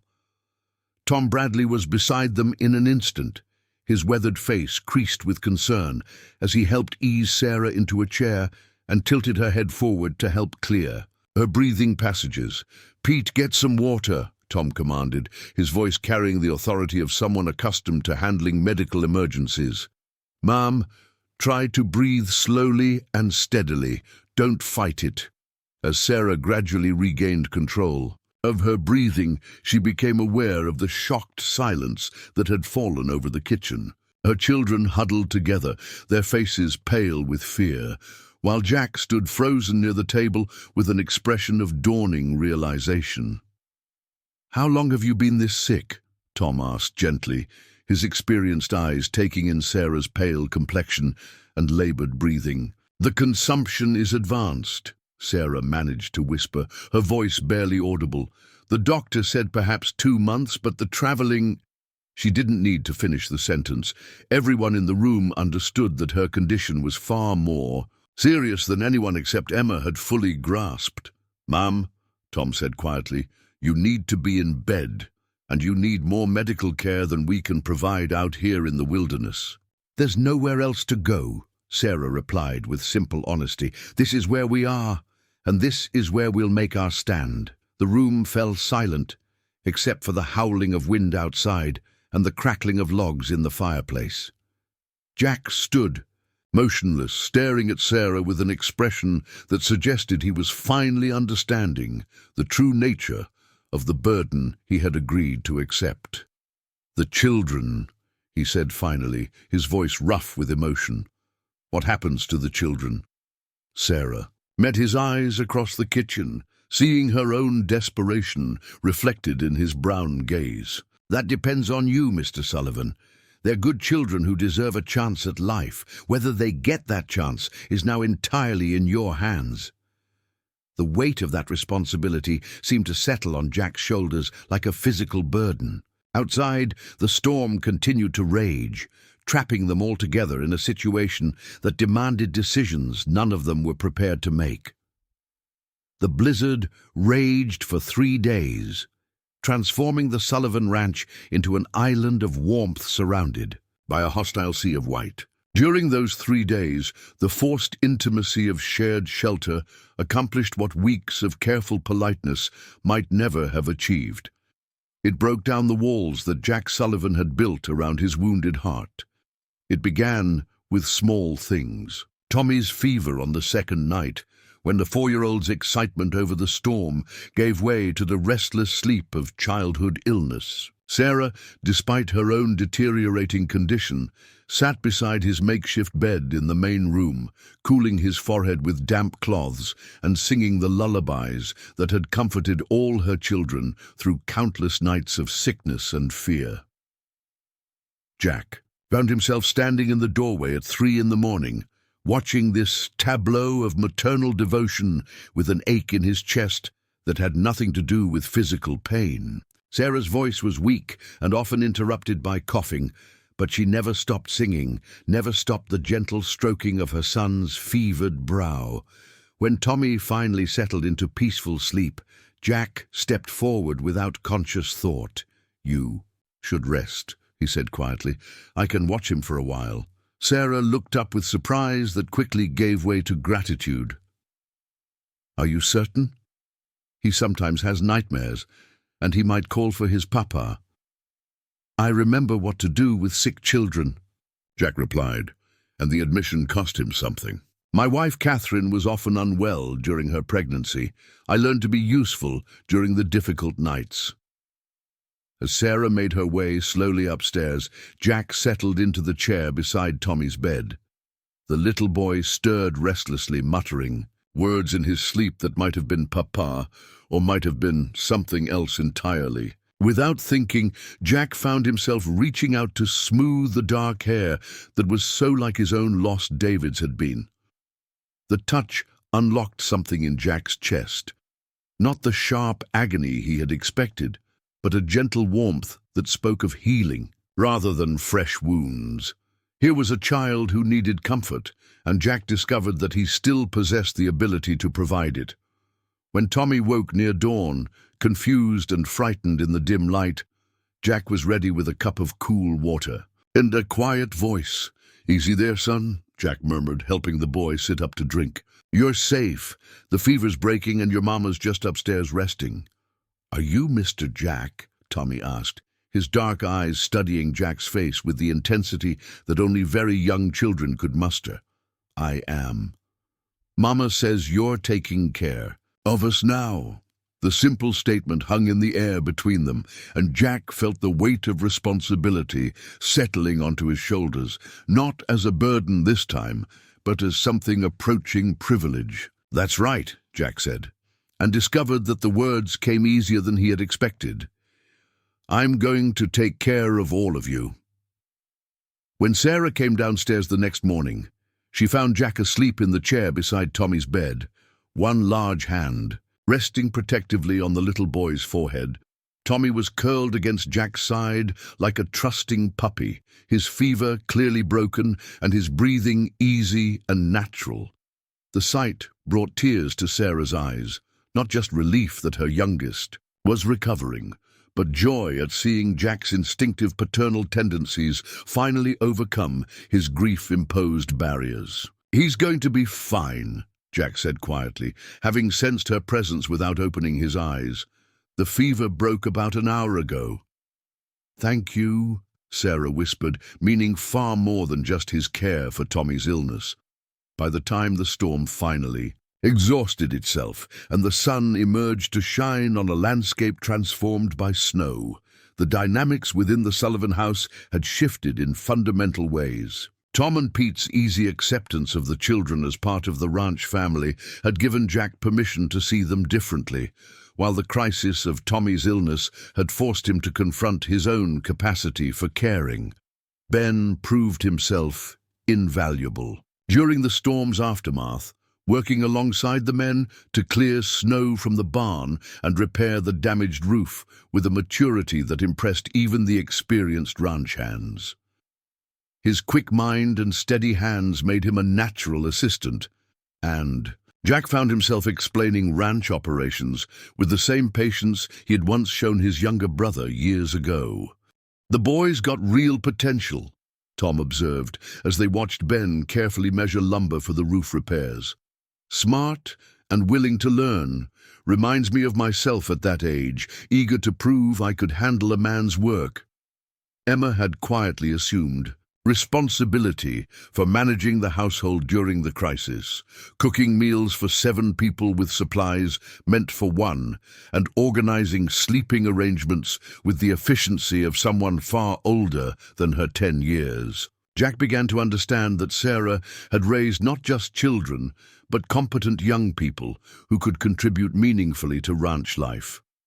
Lucy's artistic talents proved to be more than mere childhood recreation when she drew detailed sketches of the storm damage, providing Jack with visual records that would be useful for insurance claims and future planning. Her eye for detail and natural ability to capture the essence of what she saw marked her as someone with genuine artistic gifts. But it was Tommy who completed Jack's transformation from reluctant host to protective guardian. The little boy's recovery from his fever was accompanied by an explosion of affection for the man who had comforted him through the worst of his illness. Tommy followed Jack everywhere his short legs could manage, chattering constantly about the horses, the cattle, and the important work of being a rancher. "Mr. Jack," Tommy announced on the morning after the storm cleared, "when I grow up, I want to be just like you." The declaration might have triggered Jack's old pain, but instead it filled him with a warmth he had thought permanently lost. Here was a child who saw him not as a broken man haunted by tragedy, but as someone worth emulating. "Being a rancher is hard work," Jack replied seriously, treating Tommy's ambition with the respect it deserved. "You have to be strong and smart, and willing to work even when you're tired or cold or scared. I can do all those things," Tommy declared with 4-year-old confidence. "Ben's teaching me to be brave, and Emma's teaching me to be helpful, and Lucy's teaching me to see beautiful things. Mama says that's everything a good man needs to know." Jack felt his throat tighten with emotion at the wisdom embedded in Sarah's simple philosophy. She had been preparing her children not just to survive, but to become the kind of people who could build meaningful lives wherever they found themselves. That evening, as the expanded household gathered for dinner in the warm kitchen, Jack made a decision that would change all their lives forever. "Mrs. Mitchell," he said formally, though his tone was gentle, "I'd like to discuss our arrangement." Sarah felt her heart skip with fear, wondering if the intimacy forced by the storm had convinced Jack that housing her family was more burden than he could bear. "Of course," she replied, though her voice was steady despite her inner turmoil. "The children have proven themselves to be valuable additions to this ranch," Jack continued, his gaze moving around the table to include each of them. Emma's domestic skills, Ben's aptitude for ranch work, Lucy's observational abilities, and Tommy's— He paused, searching for the right words. Tommy's gift for reminding adults what's truly important in life. Emma looked up from her plate, with the wariness of someone who had learned not to trust adult promises, while Ben set down his fork with the focused attention he gave to any conversation that might affect his family's future. "What I'm trying to say," Jack went on, his voice growing stronger with conviction, "is that I'd like to make this arrangement permanent. Not just employment, but adoption. Legal guardianship that would make you children my responsibility in every sense of the word." The silence that followed his announcement was profound. Sarah felt tears streaming down her face as relief and gratitude overwhelmed her carefully maintained composure. Her children stared at Jack with expressions ranging from amazement to cautious hope. "You mean it?" Ben asked, his 8-year-old voice cracking with emotion. "You really want to keep us?" "I mean it," Jack replied firmly. "This house has been too quiet for too long. It needs the sound of children's voices and the chaos of family life. You've given me back something I thought I'd lost forever." "What about when Mama—" Emma began, then stopped, unable to voice the fear that haunted all their thoughts. "When your Mama is no longer with us," Jack said gently, facing the reality they all understood but rarely acknowledged. "You'll still have a home here. You'll still be my family, and I'll still be responsible for seeing you grow up into the fine people your parents intended you to become." Tommy launched himself from his chair into Jack's arms with the wholehearted enthusiasm that only very young children could muster. "Does this mean you're going to be our new papa?" Jack held the little boy close, feeling his heart expand to accommodate love he had thought impossible after David's death. "If you'll have me," he said simply. As the evening progressed and the implications of Jack's decision sank in, Sarah felt a peace she hadn't experienced since Robert's death. Her children would be safe, loved and raised by a man who understood both the value of hard work and the importance of gentleness. The desperate gamble that had brought them to Eagle Ridge had succeeded beyond her wildest hopes. Later that night, as Jack helped her climb the stairs to her room, her strength now so depleted that she could barely manage the journey alone, Sarah found the words to express what was in her heart. "Mr. Sullivan, Jack, I can never repay you for this gift you're giving my children." Jack paused on the landing, studying her pale face in the lamplight. "Mrs. Mitchell, you've given me back my life. Your children have reminded me that love doesn't die when people do. It finds new ways to grow and flourish. If anyone owes a debt of gratitude, it's me." As Sarah settled into bed that night, listening to the familiar sounds of her children's breathing and Jack's quiet movements as he checked the house before retiring, she felt a profound sense of completion. Her desperate journey into the mountains had led to exactly what she had prayed for. A man who would love her children not despite their circumstances, but because of who they were.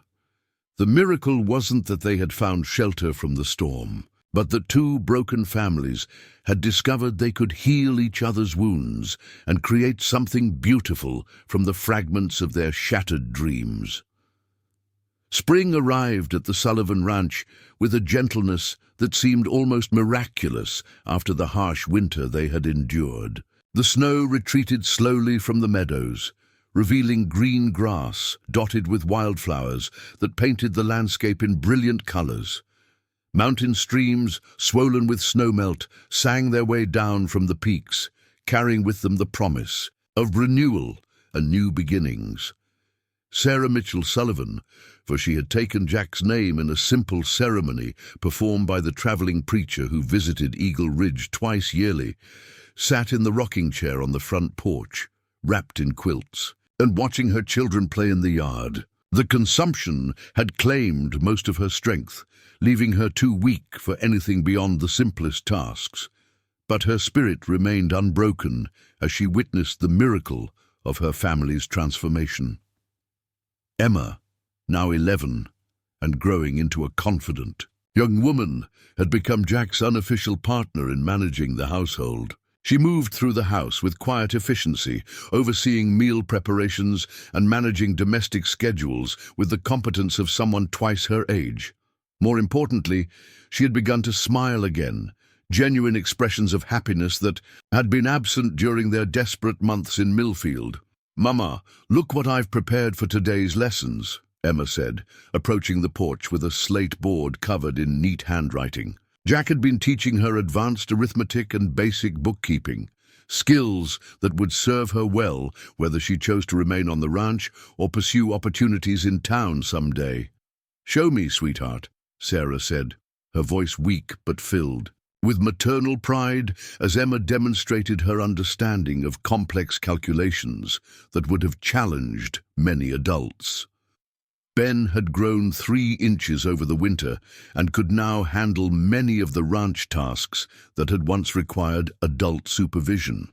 His natural intelligence and steady temperament made him invaluable for working with the horses, and Jack had begun teaching him the finer points of animal husbandry with the patience of a father training his successor.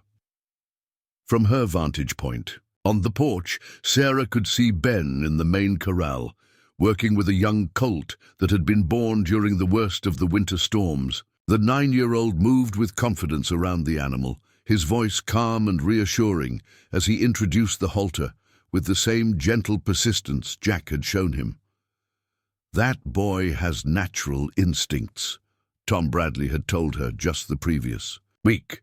"Give him a few more years, and he'll be handling horses better than most men I've known." Lucy's artistic abilities had blossomed under Jack's encouragement, and her drawings now covered the walls of the main room like windows into a world of beauty and wonder. She had begun keeping detailed sketches of ranch life, the changing seasons, the animals in their care, the faces of the people she loved, creating a visual diary that captured the essence of their new life. This morning, Lucy sat on the porch steps with her drawing materials spread around her like the tools of a master craftsman. She was working on a portrait of Jack and Tommy, capturing the moment when her adoptive father had lifted her little brother onto his shoulders to pick apples from the tree beside the barn. "The shadows are tricky," Lucy murmured to herself, completely absorbed in her work. "Jack's hat makes everything different." Sarah watched her daughter work with the focused intensity that marked true artistic talent. Already, Lucy's drawings showed a sophistication that suggested formal training would unlock remarkable potential. Tommy, now 5 and bursting with energy, had attached himself to Jack with the complete devotion that only a child could offer. He shadowed his new father everywhere, chattering constantly about the important business of being a rancher and asking the endless questions that kept Jack's own curiosity sharp and engaged. "Mama, watch this!" Tommy called from the yard where he was attempting to rope a wooden post with the same determination that had marked his efforts all winter. His throws were improving steadily, though the rope still seemed to have a mind of its own. "Very good, my brave boy," Sarah called back, though the effort of raising her voice triggered a coughing fit that left her breathless and weak. Emma was beside her in an instant, offering water and the kind of gentle support that had become second nature to all the children as Sarah's condition worsened. They had learned to anticipate her needs without making her feel helpless, a delicate balance that spoke to their natural sensitivity and the security Jack had provided. "Perhaps you should rest inside for a while," Emma suggested, with the careful diplomacy she had developed when addressing her mother's limitations. "Not yet," Sarah replied softly. "I want to watch the children a little longer." The truth was that every moment spent observing her family's happiness felt precious now. Sarah could feel her strength ebbing with each passing day, her body's surrender to the consumption becoming more apparent despite her efforts to maintain normalcy. But instead of despair, she experienced a profound peace that came from knowing her mission was complete. Jack emerged from the barn leading a magnificent black stallion, and Tommy immediately abandoned his roping practice to run toward his adoptive father. The sight of the tall rancher and the small boy walking together, deep in serious conversation about something that was clearly of utmost importance to Tommy, filled Sarah's heart with indescribable joy. "The new foals are thriving," Jack reported as he approached the porch, still holding Tommy's hand. "Ben's been helping with their training, and they're responding better than I expected." "He has his father's way with animals," Sarah observed, watching Ben work with the colt. "Robert always said that patience and respect were more important than force when dealing with living creatures." Jack nodded, understanding the deeper meaning in her words. Over the winter months, he had shared stories of his own father, a man who had taught him that strength was best measured by what a person protected rather than what they conquered. "Mrs. Sullivan," Tom Bradley's voice came from behind them, and Sarah turned to see the ranch foreman approaching with his hat in his hands and an expression that suggested important business. Tom, Sarah acknowledged, though speaking had become increasingly difficult as her lungs grew weaker. Mum, I was hoping we might discuss the children's future education. Jack and I have been corresponding with a teacher in Helena, a woman named Miss Catherine Winters, who specializes in advanced instruction for gifted children. The conversation that followed revealed plans that went far beyond Sarah's most optimistic hopes. Jack had been quietly arranging for a comprehensive education program that would challenge each child according to their individual talents and interests. Emma would receive training in business management and literature, Ben would study engineering and animal sciences, Lucy would work with an art instructor who understood advanced techniques, and Tommy would receive the kind of early education that would prepare him for whatever path he chose to follow. The cost, Sarah began, but Jack interrupted with a gentle wave of his hand. These children are my heirs now, he said firmly. Investing in their education is investing in the future of this ranch and everything we've built together. As the morning progressed, Sarah found herself reflecting on the extraordinary changes that had transformed their lives. The woman who had arrived at Eagle Ridge in desperation, carrying her children toward an uncertain future, had witnessed a miracle of healing and love that exceeded her wildest dreams. Sarah, Jack said quietly, settling into the chair beside hers after ensuring the children were safely occupied with their various activities. There's something important we need to discuss. The serious tone in his voice caught her attention, and she studied his face with growing concern. Over the months since their marriage, she had learned to read the subtle expressions that revealed his deeper thoughts. I've been in correspondence with Dr. Matthews in Helena, Jack continued, his words careful and measured. He's offered to come to the ranch to examine you, perhaps suggest treatments that might— Jack, Sarah interrupted gently, her hand finding his with the last of her strength. We both know that wouldn't change anything. The consumption is too advanced, and I've made my peace with that reality. But if there's any chance— My chance was finding you, Sarah said, her voice filled with the conviction that had carried her through every crisis. My chance was seeing my children safe and loved and prepared for bright futures. That chance became a certainty because of your generous heart.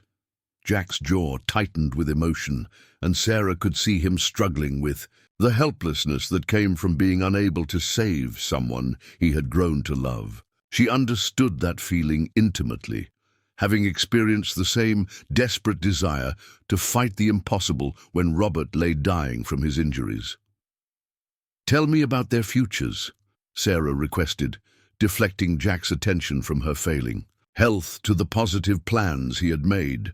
Tell me about the people they're going to become. For the next hour, Jack painted a picture of possibilities that took Sarah's breath away. Emma would grow into a woman capable of managing businesses and households with equal skill, her natural leadership abilities honed through education and experience. Ben would become a rancher and engineer whose innovations would improve life throughout the territory. Lucy's artistic talents would flourish under proper instruction, perhaps leading to recognition far beyond the mountain valleys of Montana. Tommy would grow up secure in love and opportunity, free to pursue whatever dreams captured his young imagination. And they'll remember their parents, Jack added quietly, not as distant figures from their childhood, but as the people who loved them enough to sacrifice everything for their happiness. As afternoon faded toward evening, the family gathered for dinner around the table that had become the heart of their shared life. Sarah noticed how naturally the children had assumed their roles in the household routine. Emma overseeing the meal preparation, Ben ensuring that firewood was properly stocked, Lucy creating small decorative touches that made their dining room feel warm and welcoming, and Tommy entertaining everyone with his constant chatter about the day's adventures. Children, Sarah began, her voice weak but clear, I want you to know how proud I am of the people you're becoming. The words she had been saving for this moment came slowly, but with perfect clarity. She spoke to each child individually, highlighting their unique strengths and the bright futures that awaited them. She reminded them of their father's love and the values he had instilled, while acknowledging the new foundation Jack had provided. "I also want you to know," Sarah continued, "that Jack is now your father in every way that matters. Not because I asked him to be, but because he chose to be. That kind of love, the kind that chooses to care for children who need family, is the strongest foundation anyone could ask for." Tommy, who had been quietly working on a drawing during dinner, suddenly looked up with the earnest expression that preceded his most important announcements. "Mama," he said seriously, "Jack says you might have to go away soon, but that he'll take care of us forever and ever." The innocent words hung in the air, carrying more weight than any adult conversation about mortality and loss. Sarah felt tears streaming down her face as she realized that even 5-year-old Tommy understood the truth they all lived with, but rarely discussed directly. "That's right, my brave boy," Sarah managed, "but I want you to remember that love doesn't go away just because people do. The love I have for all of you will stay in your hearts forever, just like Papa's love stayed with us after he went to heaven." Jack reached across the table to take her hand, his fingers warm and steady against her cold skin. "And my love for all of you will keep growing every day," he added quietly. "That's what families do. They love each other through everything." That evening, as Jack helped her to bed with the gentleness that had become routine, Sarah found the strength for one final conversation. "Promise me something," she whispered as he tucked the quilts around her frail form. "Anything," Jack replied without hesitation. "Promise me you'll let them grieve when I'm gone, but don't let them get lost in that grief. Remind them that life is meant to be lived fully, with joy and purpose and hope for the future." "I promise," Jack said, his voice thick with emotion. "And promise me you'll remember to take care of yourself too. These children need their father healthy and happy, not consumed by sorrow over things that can't be changed." "I promise that too." As spring settled over Eagle Ridge with lasting warmth, Sarah felt her remaining strength ebbing like the last snow melting in hidden valleys. But instead of despair, she experienced a profound peace that came from knowing her mission was complete. Beyond her wildest hopes, her children had found not just safety but love. They had discovered a man who would guide them into adulthood with wisdom and patience, who would celebrate their successes and comfort them through their failures, who would remember their parents with honor while helping them build their own. Bright futures. On a morning when mountain laurel perfumed the air and her children's laughter drifted through open windows, Sarah woke to find Jack sitting beside her bed, his hand gentle on her forehead. "The children," she whispered. "Playing in the garden Lucy designed," Jack replied softly. "They wanted to pick flowers for your room." Sarah smiled, closing her eyes to better hear the sounds of her family's happiness. Emma's voice organizing some game, Ben's patient explanations of whatever had caught his interest, Lucy's delighted exclamations over some new discovery, and Tommy's constant chatter that formed the soundtrack of childhood joy. "They're going to be wonderful people," Sarah murmured. "They already are," Jack replied. "You gave them that foundation." "We gave them that foundation," Sarah corrected gently. "You and me together." As the morning sun climbed higher, filling the room with golden light, Sarah Mitchell Sullivan closed her eyes for the final time, her hand clasped in Jack's and her heart full of gratitude for the miracle that had brought them all together. The Shad, woman who had been told she wouldn't last the winter, had indeed lasted forever, not in body, but in the love that continued to flourish in the family she had fought so desperately to save. Years later, When the Sullivan children had grown into accomplished adults who carried their parents' legacy forward into new generations, they would tell their own children about the brave woman who had risked everything to find them a father, and about the lonely cowboy whose heart was large enough to love children who weren't born to him, but were chosen by him. The ranch at Eagle Ridge became legendary throughout Montana, not for its success with cattle or horses, but for the love that had transformed two broken families into something beautiful and lasting. Emma became a respected businesswoman who revolutionized ranch management practices throughout the territory. Ben's innovations in animal husbandry and engineering improved life for countless frontier families. Lucy's artwork gained recognition in galleries from San Francisco to New York, while she never forgot the mountain home that had nurtured her talent. Tommy grew into a man whose combination of strength and gentleness made him a natural leader and devoted family man. And in the small cemetery beside the chapel that Jack built in Sarah's memory, visitors could read the inscription he had carved into her headstone: Sarah Mitchell Sullivan, beloved wife and mother. She lasted forever. In our hearts, below those words, in smaller script, he had added the promise that had changed their lives: You'll last forever with me. The story of the dying mother and the lonely cowboy became a testament to the transformative power of love, sacrifice, and the courage to believe that even the most desperate circumstances could lead to miraculous outcomes. In a harsh frontier world where survival often required hardness, they had proven that compassion and hope could triumph over fear and loss, creating something beautiful from the fragments of shattered dreams. Up next, you've got two more standout stories right on your screen. If this one hit the mark, you won't want to pass these up. Just click and check them out.